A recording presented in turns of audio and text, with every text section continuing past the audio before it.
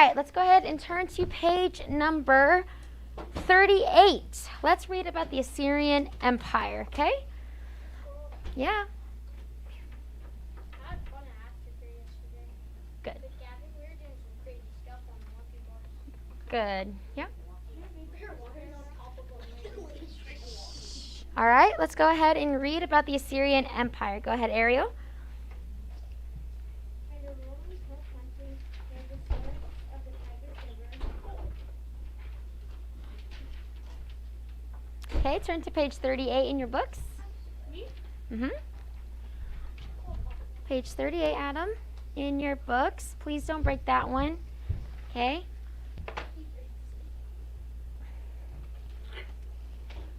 All right, go ahead, Ariel. Yes.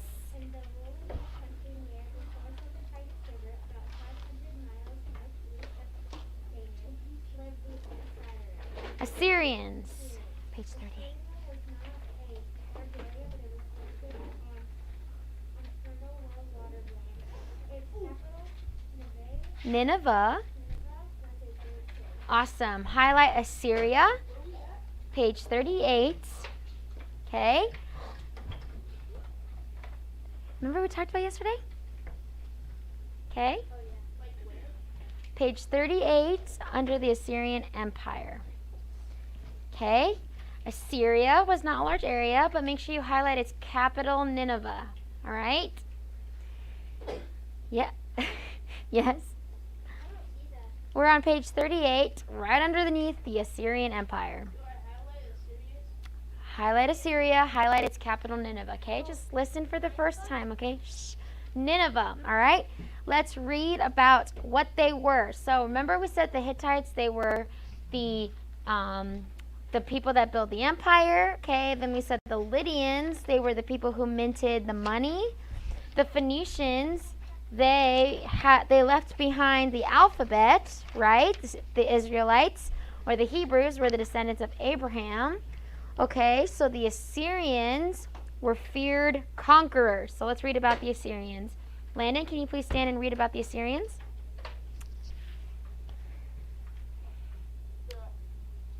Feared conquerors.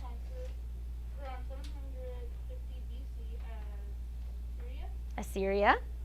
Assyria became very powerful under King Tiglath-Pileser III. What kind of name is that, huh? So Tiglath-Pileser III. Okay, continue. The Assyrians conquered a land area greater than any people had ever ruled before. Soon as Assyria controlled nearly all the Fertile Crescent, part of Asia Minor, and the land of Egypt, the very name of the Assyrians brought fear to the people in Mesopotamia.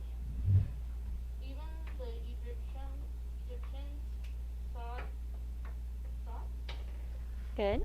thought to keep the Assyrians happy by sending tribute money to the Assyrian kings.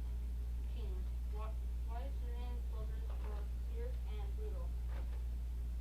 They not only set out to conquer nations, but they destroyed them all as well. They burned cities and Tortured. women and children. They Uprooted. uprooted entire populations and moved them to other cities. Okay, good. So that was about the Assyrians. They were feared conquerors. Even the very name of the Assyrians, people would be very scared of them. Even the Egyptians, they were wealthy. They had a huge nation. Even the Egyptians, sent tribute money to the Assyrians. That means they sent them money to help keep the Assyrian kings happy so that the Assyrians wouldn't come and try to conquer them. Because the Assyrians were really great warriors in battle, and they tried to conquer other nations. That were the Assyrians, okay? The Assyrian army was heavily armed. Soldiers wearing iron helmets and armor drove fast-moving chariots. Their iron weapons were sharper than the bronze ones used by their opponents. They conquered people The conquered people, too terrified to fight back, were expected to send tribute to their Assyrian conquerors. So not only did they conquer the people, then they made the people send them money. Isn't that crazy? Let's read about the conquest of Israel. Okay, the Assyrians conquered the 10 tribes of the northern kingdom of Israel. Go ahead and highlight that. Remember how yesterday we talked about the nation of Israel? Who was the first king? Not Abraham. Saul. Saul was the first king. Who was the second king? David. Who was David's son? Solomon. Okay, so those were the 3 kings of a united nation of Israel. After Solomon died, that's when the nation of Israel split in 2, and then the northern kingdom was still known as Israel. What was the southern kingdom's name? Not Jerusalem. Gavin? Not Joshua. Shane? Judah. Okay, the southern kingdom was named Judah. Okay, so the Assyrians conquered the 10 tribes of the northern kingdom of Israel, whose people had fallen into great wickedness. So remember, there's that captivity and repentance cycle again. Okay, so because the people had fallen into wickedness, that's when the Assyrians came and captured them. Highlight this. They carried the 10 tribes away to scattered parts of the empire, and the northern tribes never returned to their land. Bless you. That's kind of crazy, isn't it? Yeah? Yeah, let's give it 1 second. So they carried the 10 tribes. The Assyrians were known for capturing their enemies, then taking them away to different parts of the world, or different parts of that ancient Middle Eastern world. Okay, this is exactly what happened to Israel. So the northern kingdom of Israel, they were captured by the Assyrians. Okay, and then the Assyrians carried Israel away to scattered parts of the empire, and the northern tribes never returned to their land. Okay, let's read about the defeat of Sennacherib. Sennacherib, that's what it is. Go ahead, Cameron. 20 years later, The Syrian Assyrian king Sennacherib. Say it. Sennacherib. Say it, class. Sennacherib. Go ahead. attempt to destroy the 2 tribes of Judah. He boasted that the God of the Jews had no power to save them. The vast Assyrian army camped outside the walls of Jerusalem, holding the people in fear. But then, during the night, God sent his angel to kill 185,000 Assyrian soldiers. Sennacherib. Sennacherib and the other survivors fled in shame to Nineveh, and Sennacherib was slain by his own son. That's crazy, huh? So they tried to capture the remaining tribes of southern Israel, or southern Judah. Okay, they tried to capture that kingdom, but they failed because God sent his angel to kill 185,000 Assyrian soldiers. Sennacherib and the other survivors fled in shame to Nineveh, and then Sennacherib was killed by his own sons. Okay? The prophecy of Jonah. Okay, highlight this. God sent the Jewish prophet Jonah to warn the wicked city of Nineveh that he was going to judge them. Okay?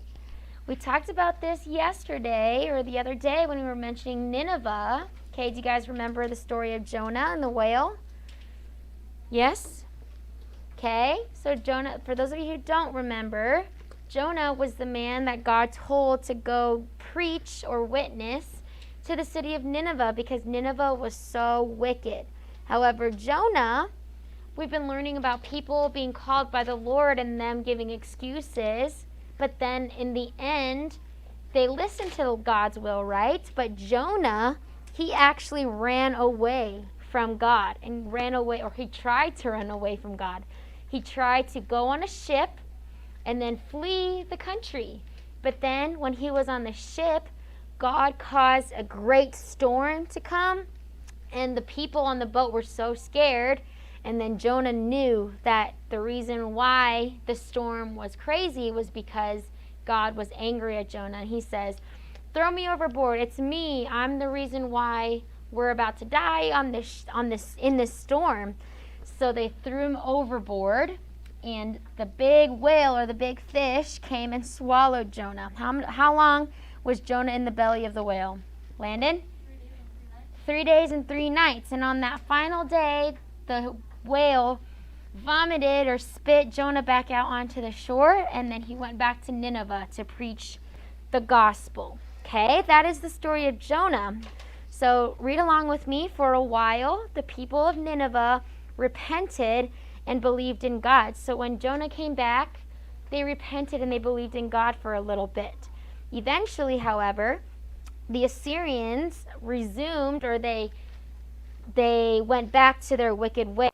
Meanwhile, the Assyrian Empire had grown so large that it became difficult for the rulers to control the people.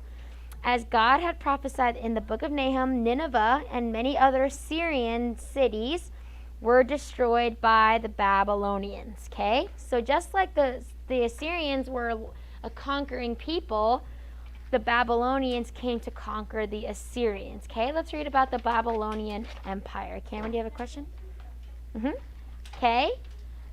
Livy, can you start in reading in that first paragraph? Let's read about Babylon.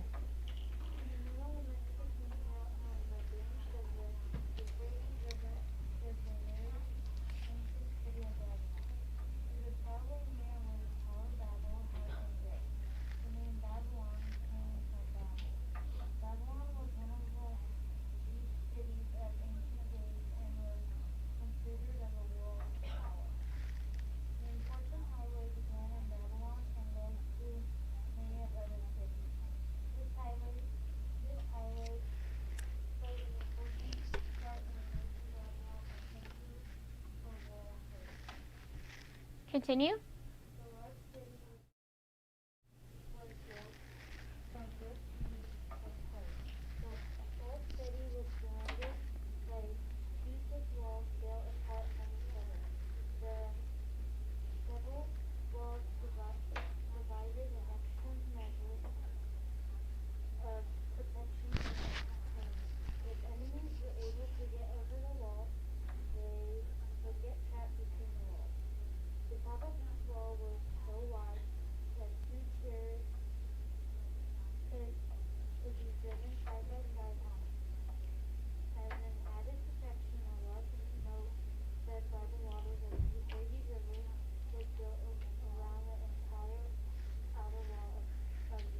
Good, thank you. So we just read about the Babylonian Empire and what they did to protect themselves. The measures that they went to protect themselves were kind of crazy, but I don't blame them if there were Assyrians trying to conquer everybody. But the large city of Babylon was built from bricks made of clay.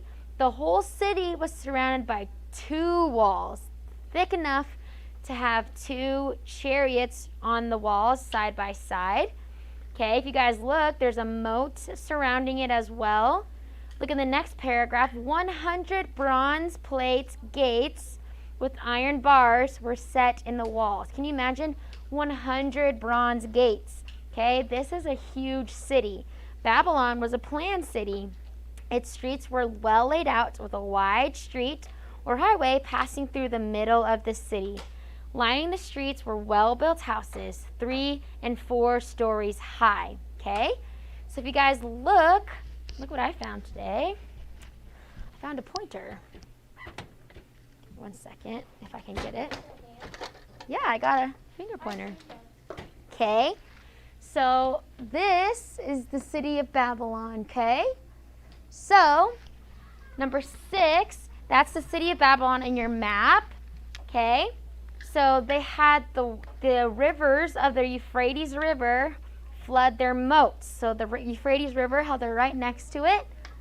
Okay, they had that flood their moats, or they had the water fill their moats. And it also said that it was separated by the Euphrates River. So this entire part was Babylon. Okay, that was a huge city. Okay, the city of Babylon was divided into two sections by the Euphrates River.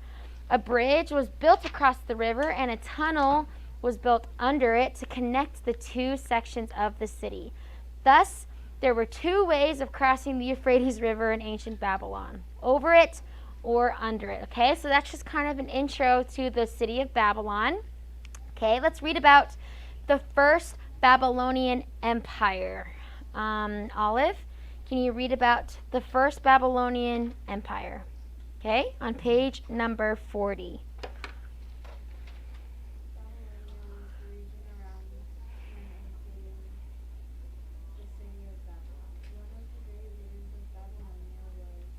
Hammurabi, highlight him.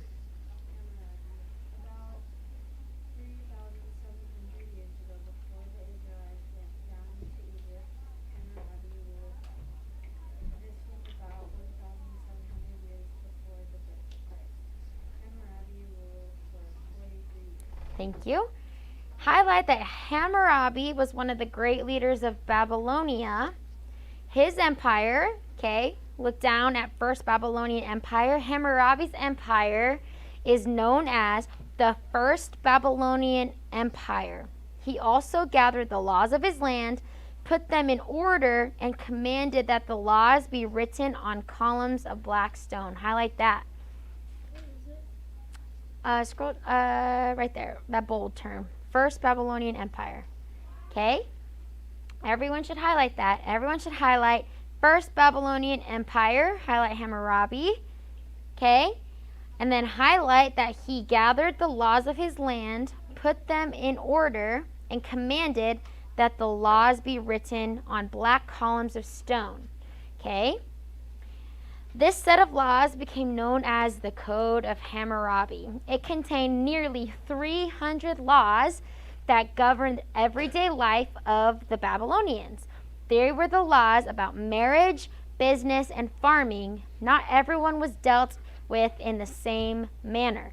A slave received a different punishment from a free man for the same crime. So those are different, like that's the first Babylonian Empire and those rules. Let's read about a new Babylonian Empire, okay? Read along with me. Emmeline, sit up. Okay, about 200 years after Hammurabi, the first Babylonian Empire fell. Okay, remember Hammurabi was the leader of the first Babylonian Empire. So 200 years after Hammurabi, the first Babylonian Empire fell and Babylon was destroyed. 1,000 years after Hammurabi, Babylon was rebuilt and became God's instrument for the destruction of the wicked Assyrian Empire and for the punishment of the people of Judah. Okay? As discontent grew among the Assyrians, the Chaldeans from southern Mesopotamia around the site of Ur were establishing themselves at the site of Old Babylon under the leadership of King Nabopolassar. Okay?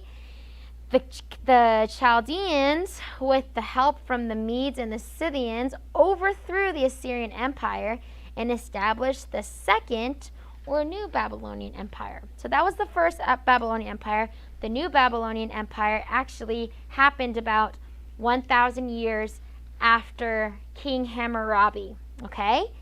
So when King Nabopolassar, who ruled from 625 to 605 BC, rebuilt the city of Babylon, when he died, his son Nebuchadnezzar II became king.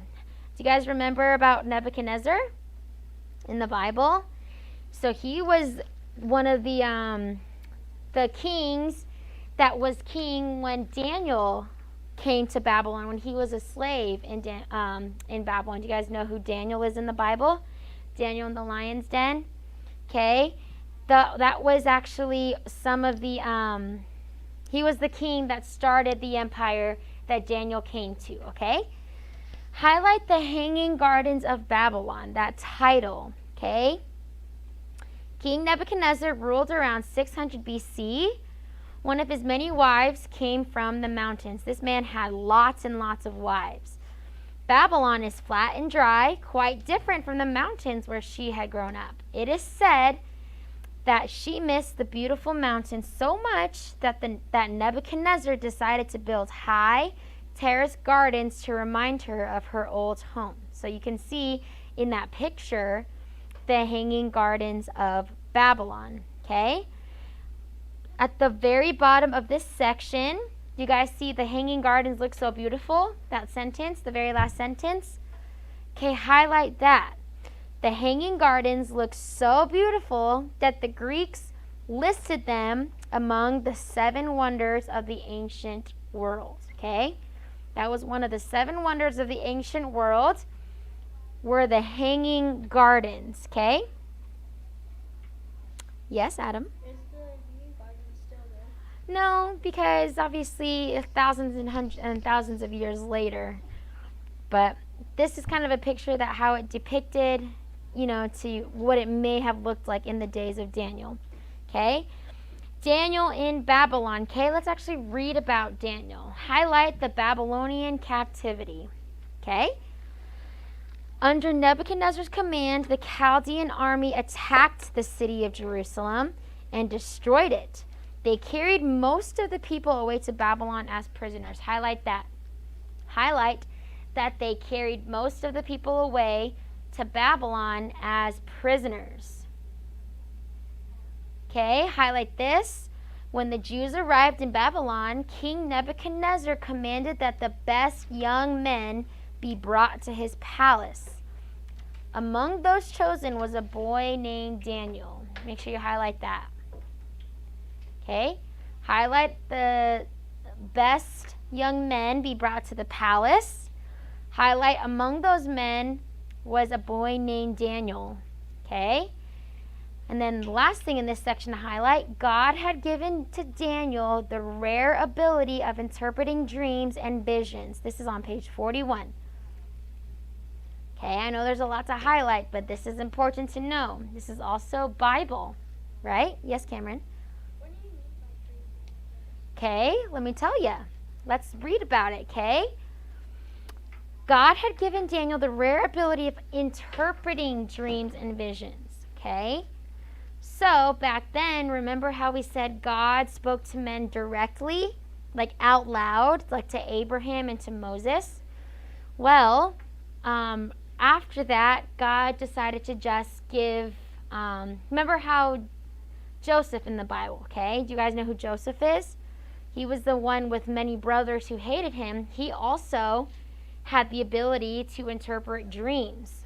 So God gave to Daniel the ability to interpret dreams. So if you were to hear someone, like Daniel heard the king Nebuchadnezzar's dream, and Daniel was able to say, oh, this is what it means. This is what, God is going to do in the kingdom. So that's what Daniel was able to do for the king. So King Nebuchadnezzar found Daniel to be 10 times wiser than any of the wise men of Babylon. That's awesome. Let's read about Nebuchadnezzar's dream.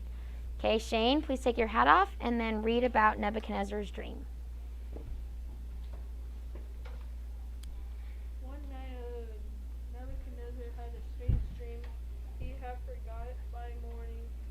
This troubled him so much that he ordered his wise men to tell him both dreams and its meaning.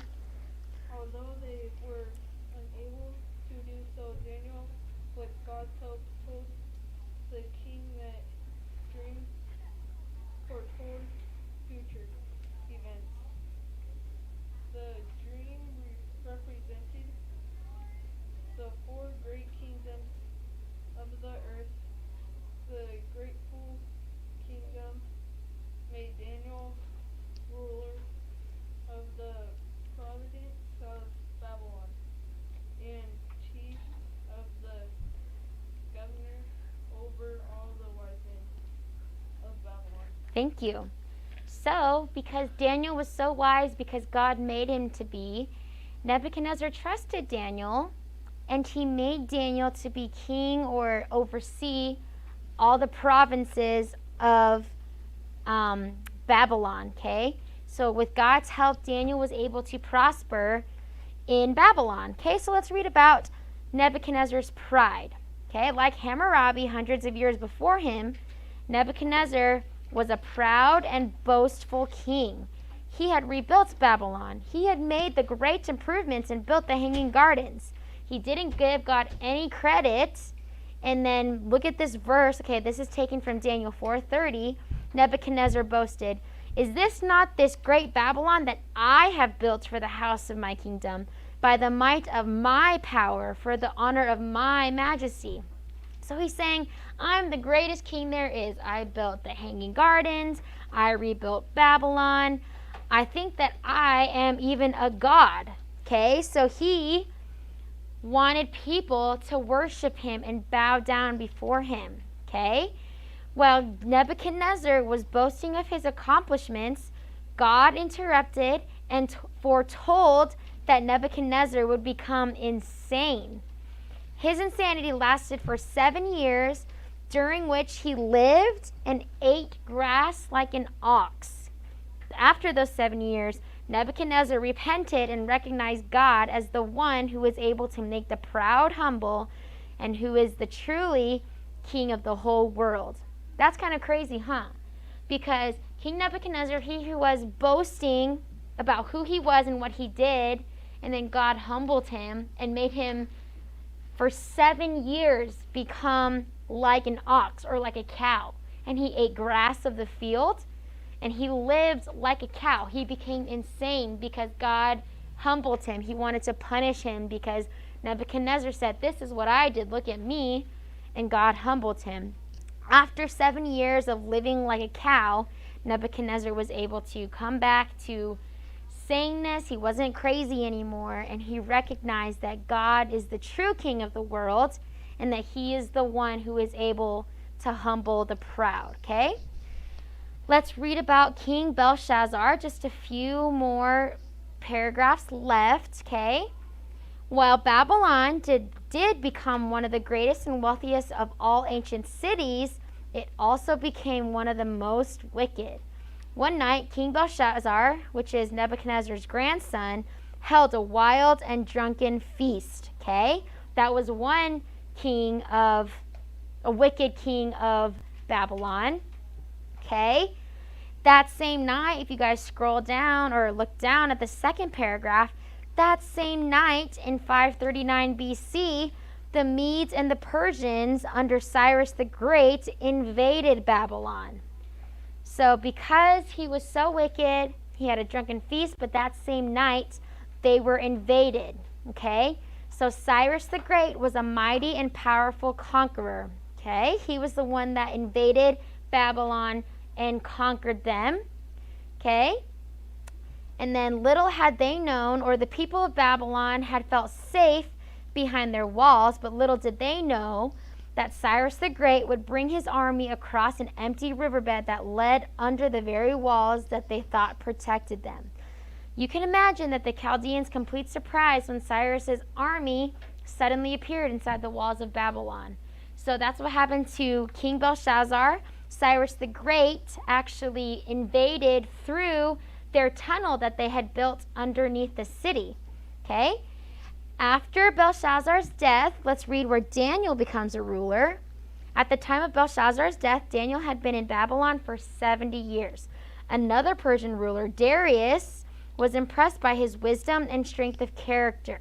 He chose Daniel to be the first and most important of 3 presidents who would rule his kingdom. So Daniel, we just learned about him, how he was captured from Israel, okay, and he was living in Babylon.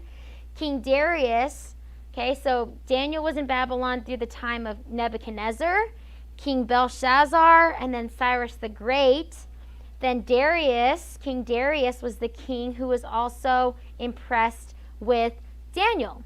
Okay, so Daniel was made a president in Babylon. So he was supposed to be a slave, but because he listened to Jesus and to God, he was able to rule. Okay? Look at that last paragraph right above comprehension check 3F. Daniel had influenced the Chaldean Empire. Now with the coming of Cyrus the Great and the destruction of Babylon, he would influence the Persian Empire. Okay? That brings us to the end of our lesson today, but let's go ahead and review. Which group of people conquered the 10 tribes of Israel, which is the northern kingdom? Okay, remember these people were so wicked. Ariel? Okay, it's not the Babylonians. These people conquered the Babylonians conquered these people. Landon? The Assyrians. The Assyrians conquered the northern tribe of Israel. Good. The northern kingdom of Israel. Okay. In what great Assyrian city did the prophet Jonah preach? Emmeline? I think he preached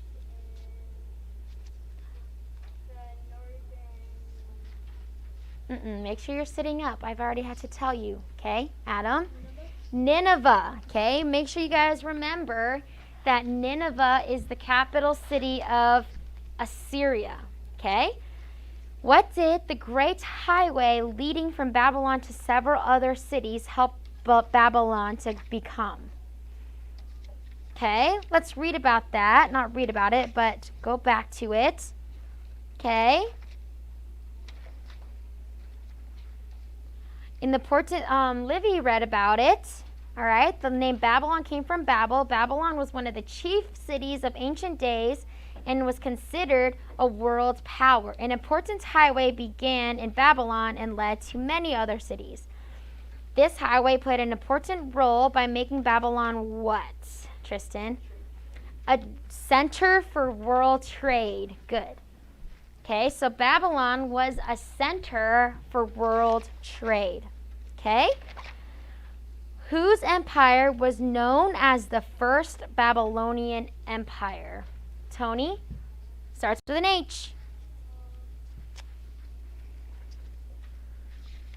Shane? No, Hammurabi. That's his name. Say it with me, class. Hammurabi. Hammurabi his empire was known as the first Babylonian Empire. What is one of the 7 wonders of the ancient world that we learned about in Babylon? Livy?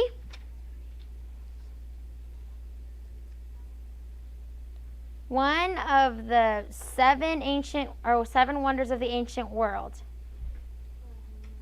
The Hanging Gardens of Babylon. Remember how we said that it was built because King Nebuchadnezzar's wife, well, one of his wives, one of his many wives, she missed the mountain, so he built these to kind of please her and remind her of her old home. Okay, how was Babylon defeated? We just learned about it. How was Babylon defeated? Gavin?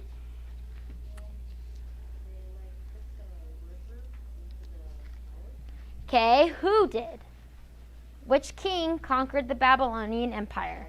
Cyrus the Great. Awesome. So Cyrus the Great of the Chaldeans, okay, or not the Chaldeans, but the Persians, he was the one that conquered the city of the Empire of Babylon, okay? What city was the capital of the Assyrian Empire? Livy? Nineveh. Nineveh was the capital city. Okay. What prophet did God send to the city to warn its people to repent? Remember, he got swallowed by a fish. Olive? Jonah. Good. Okay. What was Hammurabi's great accomplishment? Okay. What was his great accomplishment? Adam? He was the first Babylonian Empire, but he also gathered the laws. Thank you. Okay, he gathered the laws of his land. He put them in order, and he commanded that the laws be written on the columns of black stone. This was known as the Code of Hammurabi, remember? Okay, one more thing. We just said this. Who built the Hanging Gardens of Babylon? Tony? Which king? Emmeline, please stand. Thank you. Which king? Ariel? Sorry? Not King Belshazzar. Who built the Hanging Gardens of Babylon? Shane? Nebuchadnezzar. King Nebuchadnezzar built the Hanging Gardens of Belshazzar. Good. All right. Let's go ahead and go over our map. Okay. Who can tell me what number 1 is? Adam? The Mediterranean Sea. What is number 2? Cameron, what's number 2? What sea is that one? The Dead Sea. Not the Dead Sea, Gavin. The Red Sea. Good. What is number 3? What river is that one, Tristan? Not the Euphrates. The Tigris River. Okay, what is number 4? Ariel? The Euphrates River. Number 5, what city is that? Landon? We just learned about it. Nineveh. Good. What is city number 6? Olive? Babylon. City number 7, Shane? Okay. What is city number 8? Livy?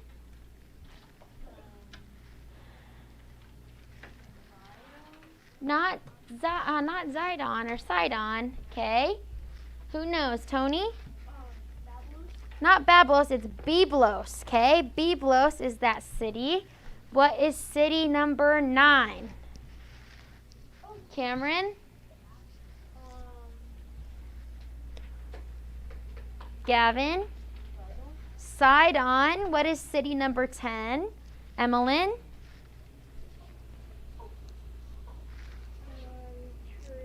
Tyre. Okay, in the ancient city in number 11, what is that one? Adam? Jerusalem. Good. Okay, what is letter A? What mountain is that one? Tristan? Mount Ararat. What is mountain number B? Landon, what's mountain number B?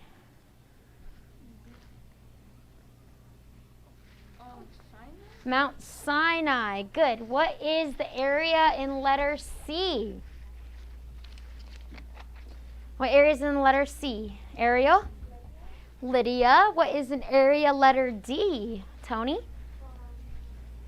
The Hittites. What is in the area of letter E? Adam?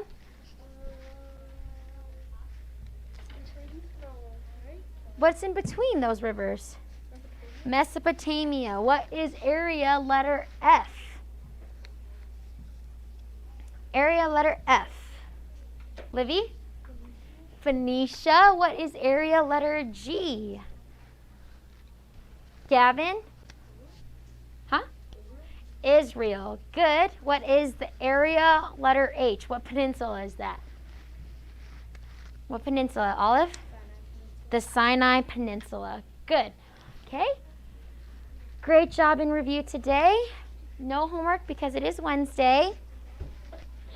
So, good job. And then no homework for reading because it's Wednesday. So we have some reminders. Okay. Just going to pass these out.